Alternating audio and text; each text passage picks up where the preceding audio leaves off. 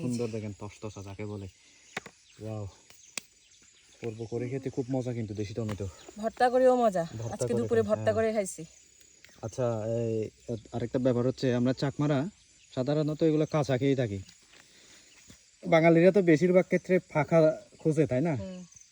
তো আমরা বেশিরভাগ কাঁচাই খেয়ে থাকি, কারণ আমাদের রেসিপিগুলোই কিন্তু কাঁচা টমেটো দিয়ে। এই যে এগুলো নাকি মিষ্টি ভুট্টা, এটা বরবটির শাক।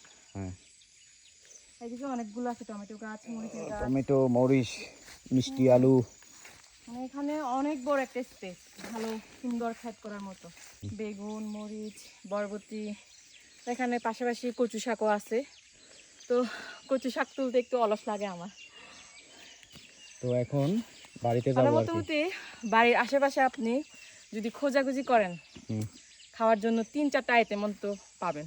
তাহলে কি করতে হবে? এই পাহাড় তাবে উঠতে হবে, পারবা কিনা বলো? আসো তো অন্যদিকে।